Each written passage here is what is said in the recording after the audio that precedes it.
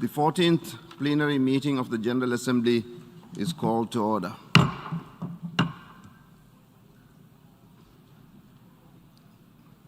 I would like to remind members of the following mitigation measures that are in place for this meeting. All delegates are required to wear a face mask covering at all times whilst in public space and in General Assembly Hall, except when directly addressing the meeting. The size of a delegation should not exceed 4 delegates in the General Assembly Hall. We shall now continue the general debate. The Assembly will hear an address by His Excellency Narendra Modi, Prime Minister of the Republic of India. May I request protocol to escort His Excellency.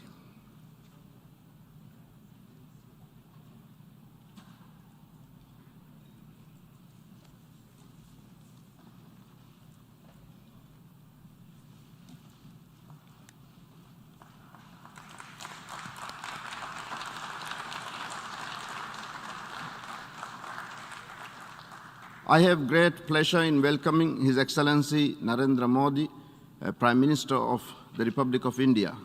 I invite him to address the General Assembly. Namaskar, साथियों. Good morning, friends.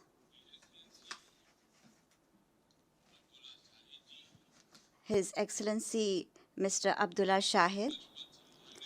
First of all, I would like to warmly congratulate you on assuming the office of President of the UNGA.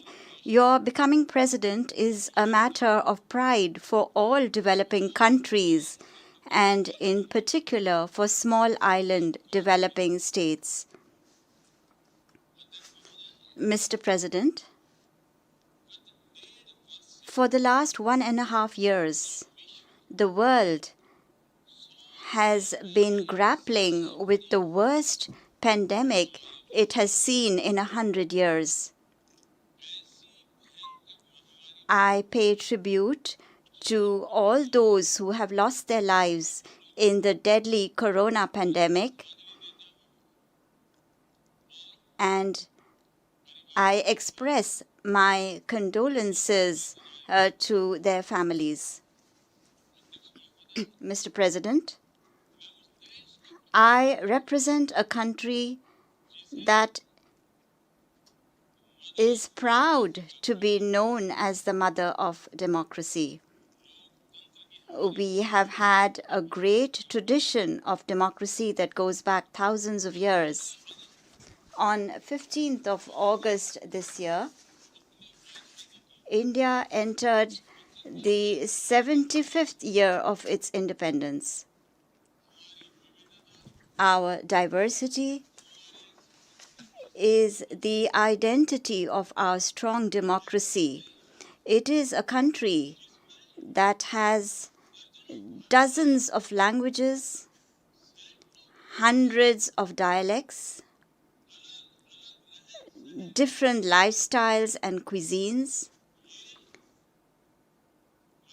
This is the best example of a vibrant democracy.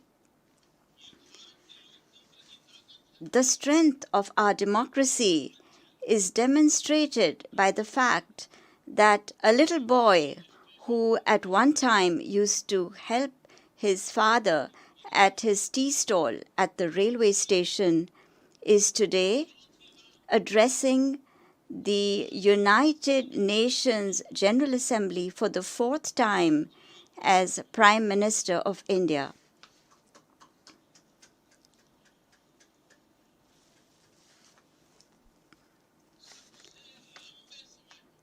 I will soon have spent 20 years serving my countrymen as head of government, first as the longest-serving Chief Minister of Gujarat, and then as Prime Minister for the last 7 years.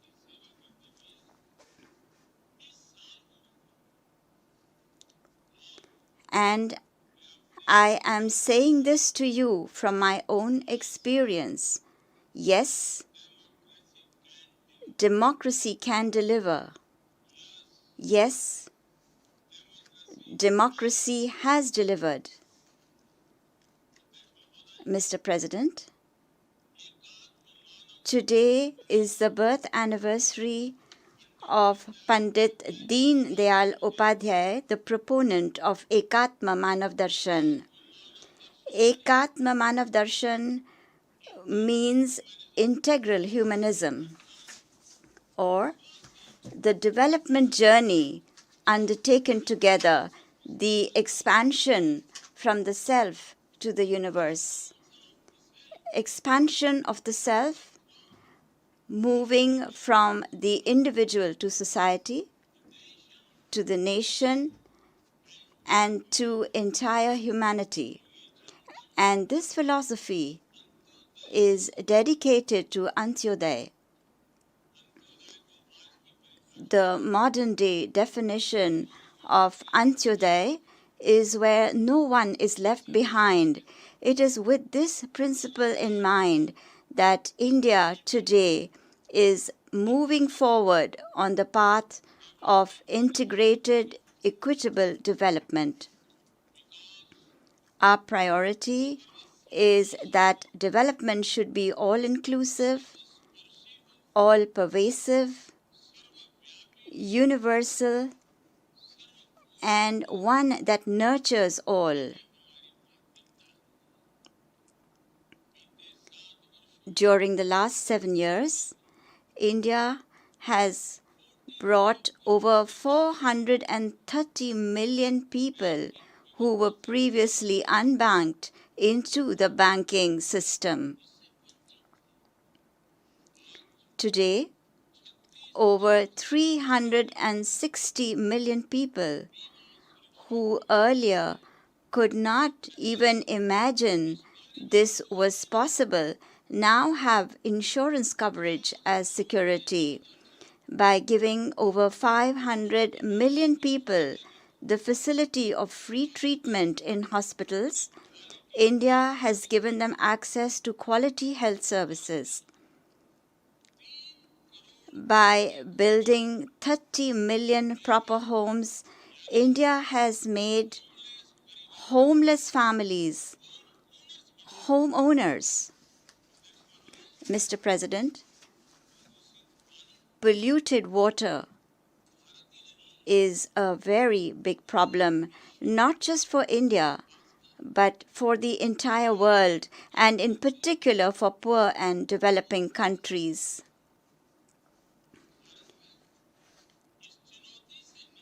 In order to address this challenge in India, we are carrying out a very big campaign to ensure that piped clean water reaches over 170 million homes. Reputed institutions of the world have said that for the development of any country, people must have property rights to their home and land. That is, ownership records are a must. In the most developed countries, there are a large number of people who do not have property rights to their land and homes. Today, we are using drones in India to map over 600,000 villages. And by doing so, we are giving people there digital records of their homes and land. These digital records not only reduce property disputes, but will also give people increased access to credit and bank loans. Mr. President, today, every sixth person in the world is Indian. When Indians make progress, it also gives an impetus to the development of the world. When India grows, the world grows. When India reforms, the world transforms. The science and technology-based innovations taking place in India can make a big contribution to the world. The scalability of our tech solutions and their cost effectiveness are both unparalleled. Over 3.5 billion transactions are taking place every month in India through our Unified Payment Interface, UPI. India's vaccine delivery platform, CoWIN, offers digital support to register the administration of millions of vaccine doses in a single day. Mr. President, the India that puts into practice the principle of Seva Parmo Dharma, which means service is the highest religion, is today putting all efforts into vaccine development and manufacturing despite its limited resources. I would like to inform the UNGA that India has developed the world's first DNA vaccine. And this vaccine can be administered to anyone above the age of 12.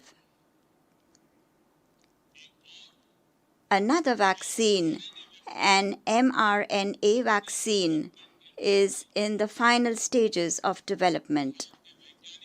Indian scientists are also working on the development of a nasal vaccine for the coronavirus.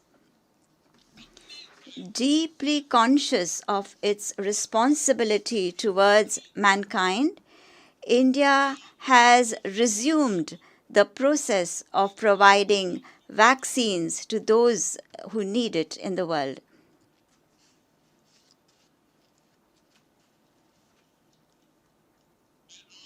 Today, I also extend an invitation to vaccine manufacturers from across the world. Come, make vaccine in India.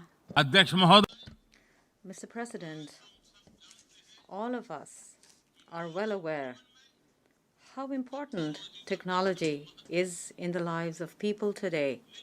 However, in this ever-changing world, it is equally important to ensure technology with democratic values. No matter which country the doctors, innovators, engineers, and managers of Indian origin live in, our democratic values inspire them to continue serving mankind. And this is a spirit that we have indeed seen during the corona pandemic also. Mr. President, the corona pandemic has also taught another important lesson to the world, that the global economy needs to be diversified even further. And for this, expansion of global value chains is necessary. Our Atmanirbhar Bharat, or self-reliant India movement, is inspired by this very spirit. India is becoming a democratic and reliable partner for global industrial diversification. And in this movement, India has struck a better balance between both economy and ecology. I'm sure that you all also feel proud of the efforts made by India with regard to climate change, compared to those made by big and developed nations. Today, India is moving forward with great speed towards its target of 450 gigawatts of renewable energy. We have also started work on making India the world's largest green hydrogen hub. Mr. President, we are answerable to our future generations. When they ask, when it was time to take decisions, what were those people doing? Those people whose responsibility it was to give direction to the world. Today, the world is facing an increased threat of regressive thinking and extremism. In such a situation, the entire world must make science-based, rational, and progressive thinking the basis for development. In order to strengthen a science-based approach, India is promoting experience-based learning. In India, in schools, thousands of adult tinkering labs have been set up. We have also set up incubators, and a strong startup ecosystem has been developed.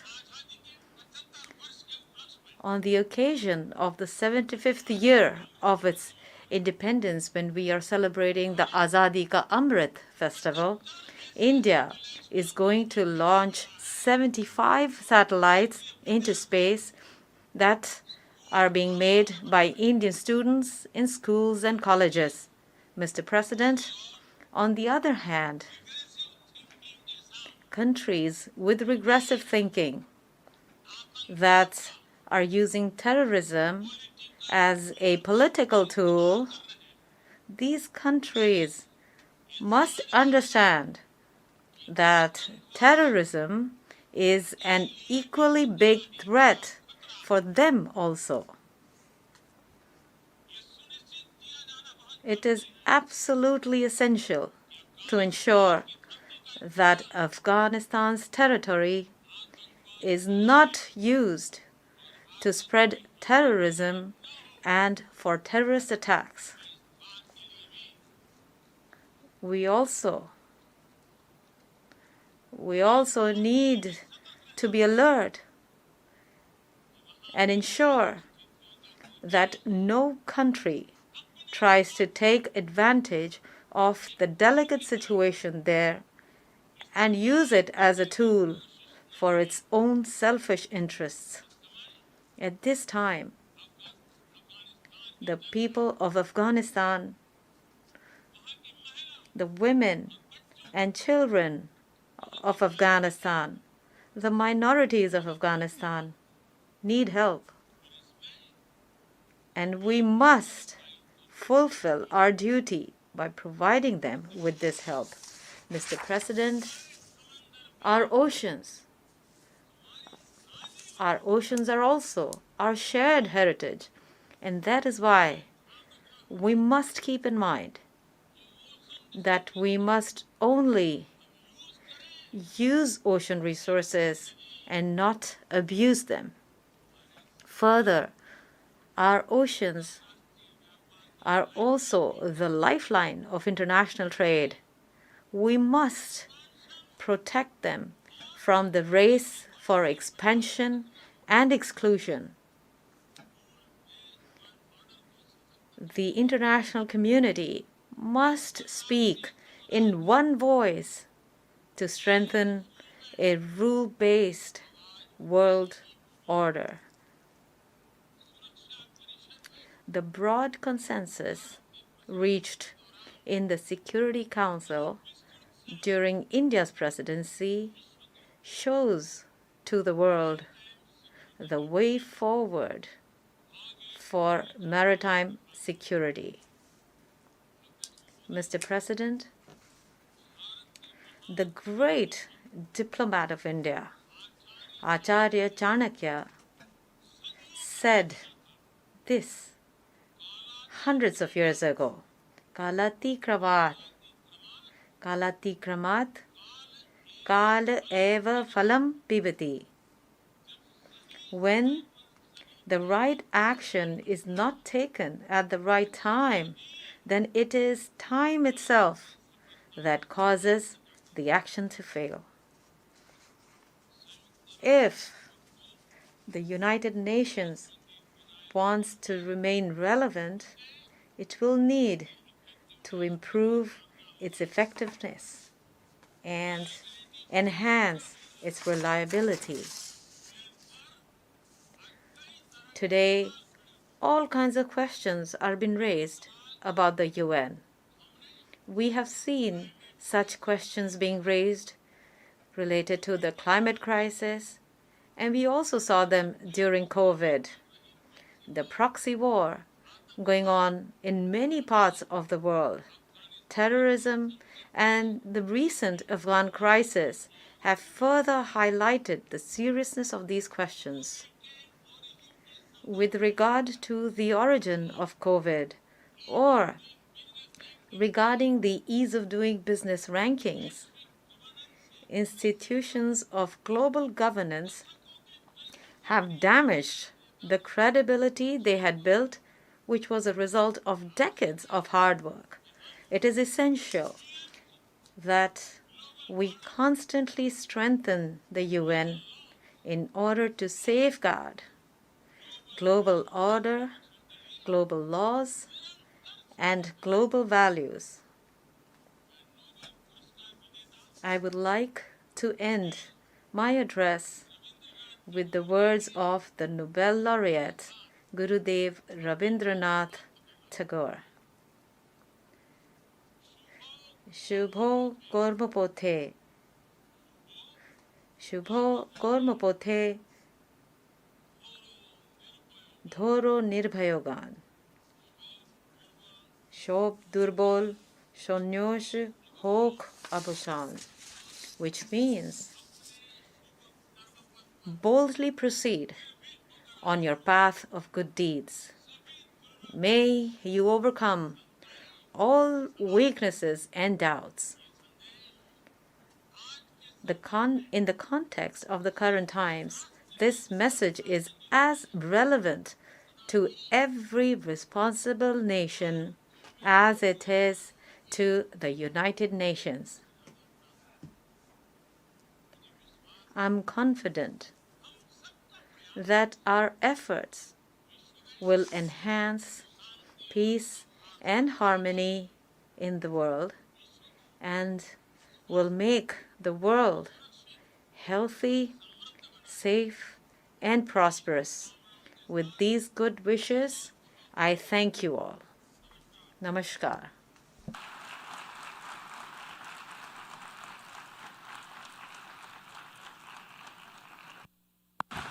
On behalf of the General Assembly, I wish to thank the Prime Minister of the Republic of India for the statement just made, and I request protocol to escort His Excellency.